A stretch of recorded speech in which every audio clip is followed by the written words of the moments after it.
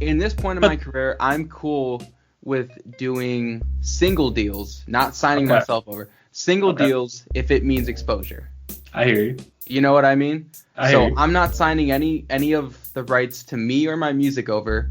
If I need to sign the rights to like one song over, but I still make like 50 to 75% of the cut, not bad. And they give me radio time. I get on like movies and shows and shit. Like, I'm all for that. That's exposure. actually a different side of the record label industry I didn't actually know about. So they can just offer like single deals. Yeah. It's called like a label push. So like Okay. you don't have to sign exclusively to a label for a label to help you. Okay. Because if they're at least getting a cut out of it, they're still getting something out of it. You know? Are those deals generally better than say like a full record deal? I think it depends. I mean, if Aftermath Records hit me up and they're like, "Yo, we're gonna give you like a $200,000 advance. You're gonna sign to us, and we're gonna get you everywhere." Like, I'd be like, "Fuck yeah, let's do this." You know, I wouldn't even care. I'd just be like, "Okay, well," bet. because Fuck yeah, also anybody because I would. respect the company. You Yeah.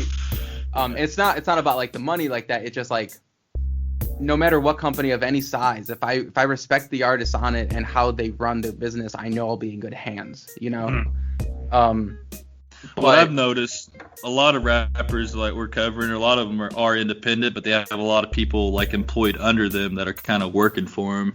Yeah. And so it's kind of like their own, business or own label. And I think it's smart, but at some point labels aren't terrible either. There's good labels out there. There's good things they offer.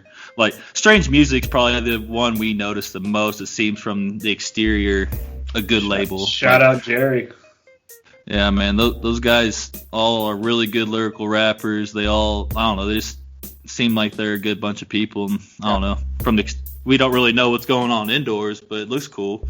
Yeah. And they got good music. And that's what's scary. Good thing. You never know what's going on. You hear all these horror stories all the time, and it's like you don't want to fall into the same thing. Like, you could be an independent rapper and still get help from a label. You know, you're still independent. You're not signed. You're not owned by anyone, but you can still get label help. And that's just, like I said, that's like pushing songs out and stuff. And that's exactly, I think that's as far as I would go right now personally, because it's way too early in my career to sign my life away essentially musically, you know? And they're gonna expect a lot too. I think with a lot of labels, they're gonna want you to be putting out a lot of singles or at least an album or two a year. And that for a lot of people, it's hard. And all have to have other jobs, but the label, they might be able to solve that and allow you to just concentrate on music, and that's where it helps if it's the right deal. Exactly. The right thing. And eventually, your music keeps getting streams on YouTube and Spotify. You'll have your passive income coming in, and that's when it's nice. That's the problem with signing fully to a label, because like getting streaming revenue is nice, but it's nowhere near the amount of money you can make from touring or merch or anything like that in terms of, how much profit per person, I guess you could kind of say, in terms of a financial aspect. Streaming sites give you an awful payout. Do you have a rough idea to what the payout is? Yeah, we do. Trust me. Okay. Yeah, I don't know if you've seen our label thing that we're doing, but I've basically, I've been tracking the Spotify listen rate, the YouTube listen rate, and I'm keying off of it basically what YouTube is, what the rates say on Google. So I'm getting like 2 cents, I think, to a song play on Spotify. No, it's less than that. Less than that. Okay. 2 cents would be phenomenal. Think about that. Actually, I don't even know if I'm giving that, because I got monthly listeners. That's the only data I'm getting. So I think I estimated it. I Googled what would a listener be, considered in rough terms. I think I gave like a 2 cent price if you got a listener like on Spotify. You wouldn't value a person at 2 cents? No, it's straight up. Spotify is one of the top payers, unfortunately, because it's so low. Apple Music beats it by a little bit, probably by double what Spotify is. But let's just break it down here, because Spotify is the biggest platform. For each stream, on average, you get 0.0037. You don't even make you make less than half a cent. Fraction of a cent. Yeah, you make a fraction of a cent for every stream. Explains why our podcasts don't make any money. I think the podcast is where, that's why everybody does podcasts, because they pay so well. Look at all the artists right now, man. It's like Jared Bitton. Look at them. They're all even Duran's doing it now. They're all podcasting. I mean, you got the Lupin and Roy show. And that's our next big idea, Logan. We're going to do like a roundtable session. So every Wednesday, we're going to start doing podcasts. Next week, we got on par Buggy, Osei, Highway. I don't know if you saw our latest feature on Highway. He's going to get in. If you want in, you can jump in. We're trying to get John Connor, man. So John Connor's on board. That's going to be really dope. He was actually signed to Aftermath. Like, we got managers' phone numbers and shit on that one. So currently in negotiations with Connor's management, so that's insane. Fingers crossed. Yeah. So, but yeah, dude, like we've been talking about networking, man. So yeah. I would love to. Yeah. I mean, like I said, with it just, we'll probably do them every Wednesday. We'll get different group of artists in there.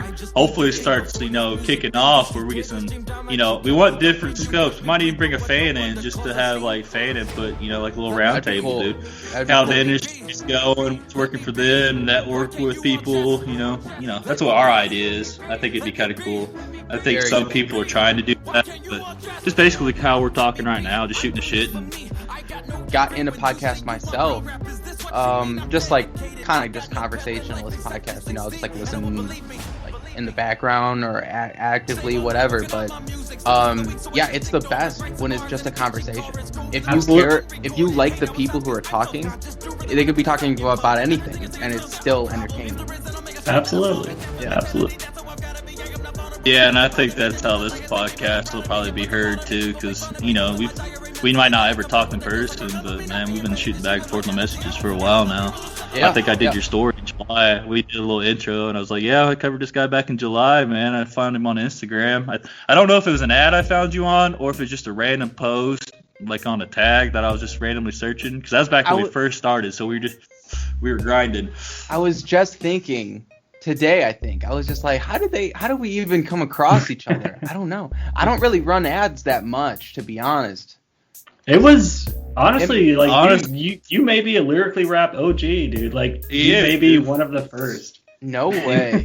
Buggy was the first, and then he was one of like the second story, because we basically started writing because I found Buggy on like a Spotify random, how to discover thing, okay. And me and Marshall, man, we just always shared music back and forth on Messenger. Like, we found a lot of good rap, but no one ever really talked about rap. So I'm like, dude, check out this Buggy dude. He put his email in his Spotify about section, dude. Let's hit this guy up and maybe write, because I've kind of done some like nerdy blogs in the past, so I kind of had some experience with some blogs. I'm like, dude, you want to write this blog with me? Let's do this shit. Lyrically Rap, dude. It's a good name. I like the brand. Let's do it. So yeah, I emailed Buggy, and that's our story. Like, I started asking him questions, and yeah, that's how we kicked it off. And then I think I was scrolling Instagram that night, and I think it was just I was looking at tags, and I just heard one of your songs, and I'm like, I'm on Spotify. This guy. I'm like, hell yeah, dude, this guy. Like, I connected because the whole broken family stuff, and I was like, dude, this guy's dope. But yeah, man, it's been a long time. It's July.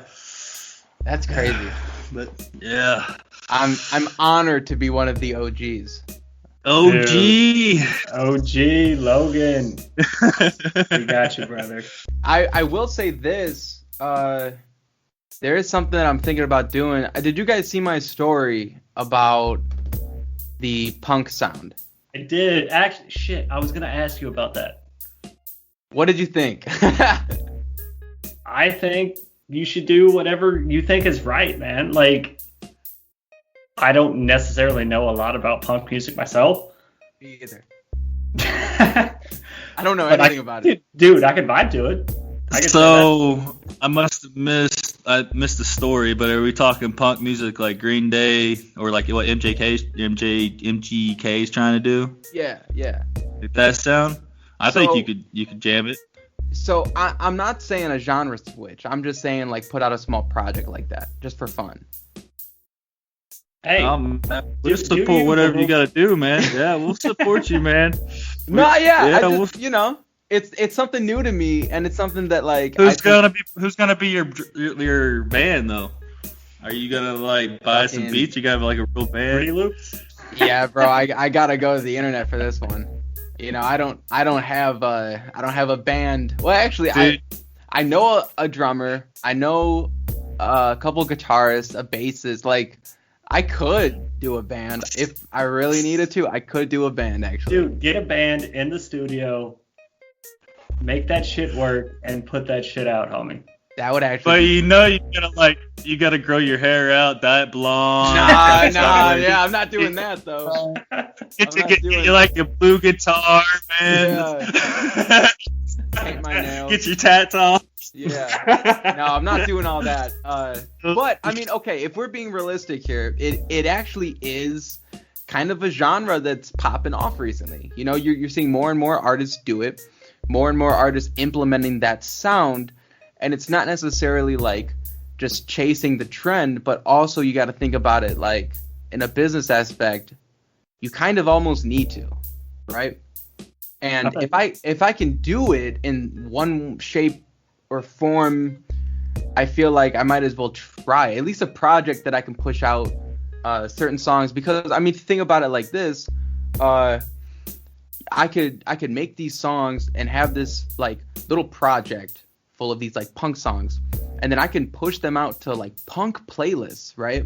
So it's a completely different genre, reaching a completely different market of people that come to me and they're like, oh shit, his music completely different. I still like these 5 punk songs, but you know what? I actually like these songs that are rap too. And then you're branching out, and those punk fans tell other friends, you know what I mean? Like a market I would have never hit otherwise. So I feel like that. So is this purely a business decision, or is this something that you've been thinking about for a while? It's something that I've been thinking about for like, I mean, I've always been interested in singing, just in general. I've always, you know, I've liked singers. You know, I like John Bellion. He's like a big thing. Louis Capaldi. When I found him out, I was like just loving his shit. Dominic Fike. I don't know if you know him, but he's awesome. But anyways, I started listening to like their songs, and I'm like singing along, and I'm like, bro, it'd be so awesome if I could do that. And then I started like I took singing lessons. I literally took like a year of singing lessons, and I just got so heavily invested in trying to sing well, and I feel like I've gotten better than I was, and punk is just one of those genres that fits my voice well, because it's like a raspier, aggressive kind of tone a lot of times. So I feel like going that route would be the most natural change, and it just is even better that it's becoming more popular. So really the business side of it is just thank God it's going that direction, because then I could actually make a business strategy off of it. But besides that, I probably would have just went anyways, just to try it for fun. Because, you know, why not? You know, you're spicing it up. You're reaching new people. You have to be versatile, homie. Exactly. I mean, if a rapper can sing, you've already doubled like the so-called talent that people can find in you. You know. Yes, sir. So I don't know. I just think I think every rapper should do something more than just rap. Whether that's being a rapper and a producer, or whether that's being a rapper and a singer, a rapper and a something. If you're just someone who just raps, I feel like you're gonna get left in the dust with how far everybody else is trying to do everything as well. You know. That is fucking dope, dude. Corey, this dude and Buggy share the same fucking vision. I got to talk to this guy. You got to. Well, I wasn't gonna say Buggy's name again because we've already thrown it out there so many times. But yeah. Well, Buggy's trying to go R&B right now, so he's singing. His new album, every song he's got singing and rapping in it. And he's trying to go the R&B route, and he's got that vibe. And then your message, man, it already fits with that punk crowd. So yeah. I think you'll fit directly right in there, dude. Like, as long as you eventually find a band to back you and go perform, because Chicago scene, even down here in Bloomington where we're at, your punk scene would probably do better than. I'll come down here and do a show. That would be dope. Well, we're gonna get once if we really do take it seriously about getting